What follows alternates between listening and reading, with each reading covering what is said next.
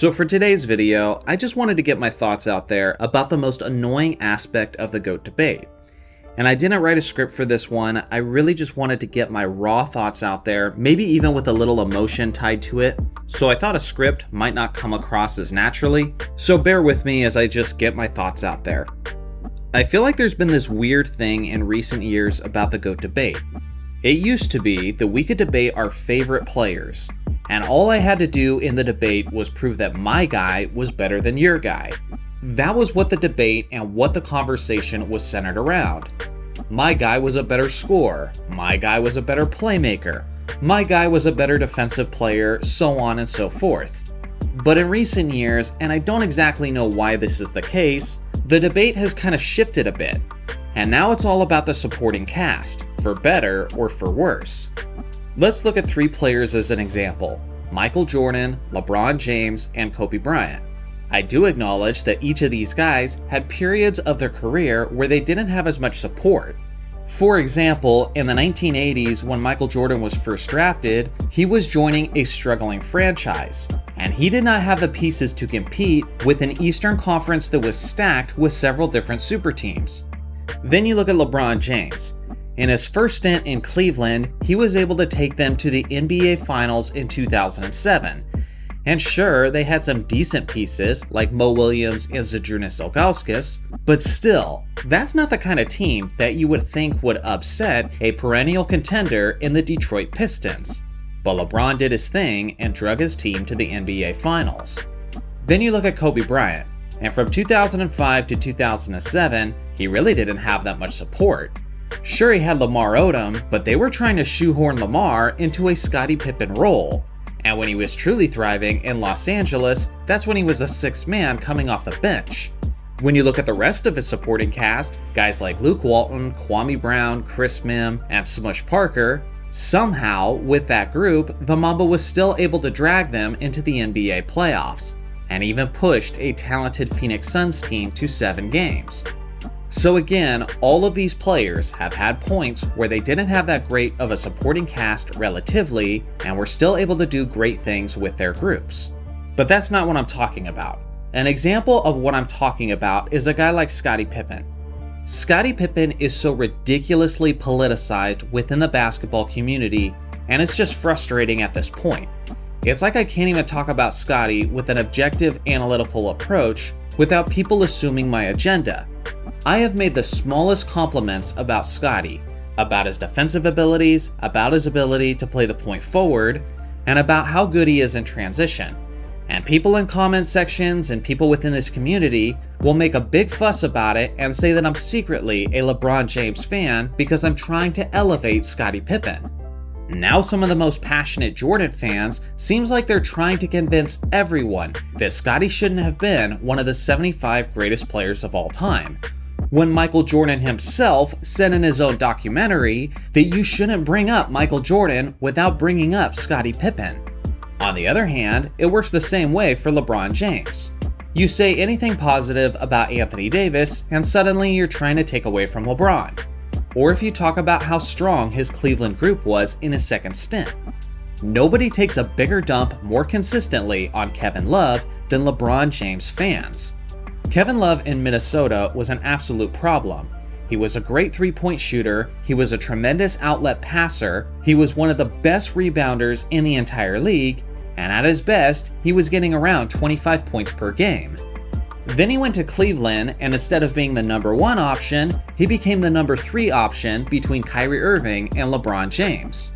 And of course, his numbers were reduced. And I think that had more to do with the fact that he was playing with those two alpha players who are both ball dominant and who both look to score. Naturally, third fiddle players always see their numbers reduced.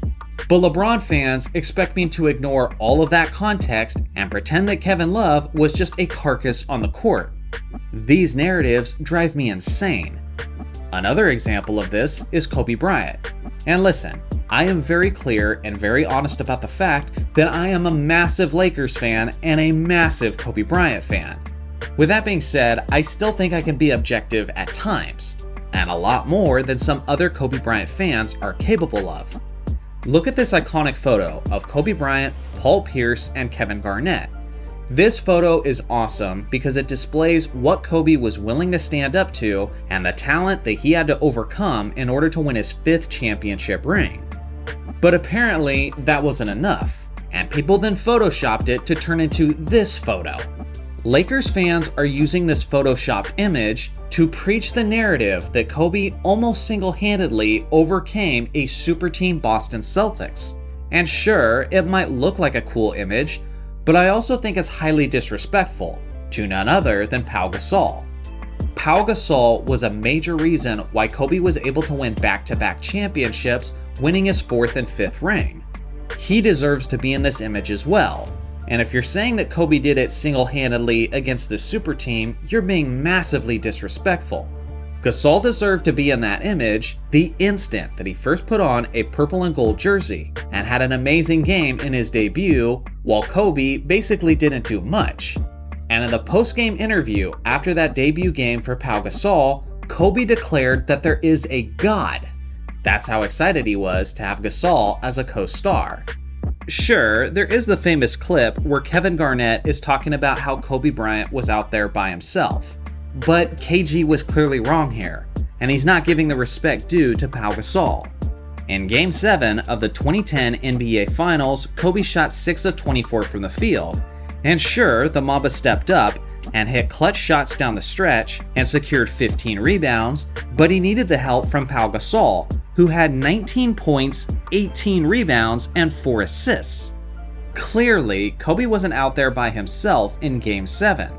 Again, I've brought up examples for each of these guys where fan bases are purposely trying to diminish the supporting cast of their favorite player. And it's frustrating because it's done in bad faith. It's dishonest basketball discussion that isn't based in true analysis. It's purely based in the fact that they're fanboys. But that's just one side of the coin. Now you get the complete opposite. For example, LeBron James fans will try to exalt Scottie Pippen. And I've even seen some people claiming that Scottie Pippen was the 2nd best player in the entire league when he was on the Chicago Bulls. And I'm telling you, anybody who was old enough to be watching basketball in the 1990s wasn't thinking that back then. Guys like Charles Barkley, Isaiah Thomas, David Robinson, Patrick Ewing, and Hakeem Olajuwon are all guys who were seen as well ahead of Scottie Pippen. Scottie was a great player in many aspects, but one of the ways he wasn't as impressive was his scoring. At his peak, he was averaging about 22 points per game, and he was never the best at creating opportunities for himself. But again, that doesn't fit the narrative. And in order to make Michael look small, we have to elevate Pippen as close to his level as possible. The same thing happens with Kobe and LeBron. People say all the time that Pau Gasol should have been the MVP in the 2010 NBA Finals, even when the numbers don't back that up, and even when Kobe was the clear leader of that team. People say that Anthony Davis should have been the Finals MVP in 2020, even though the numbers don't back that up, and even though he clearly wasn't the leader of the squad either. This might just end up falling on deaf ears. But basically what I'm doing is pleading people to have more honest conversation when talking about the greats of NBA basketball. The quickest way you lose my respect as a basketball fan is to try to diminish other players in order to exalt your favorite player.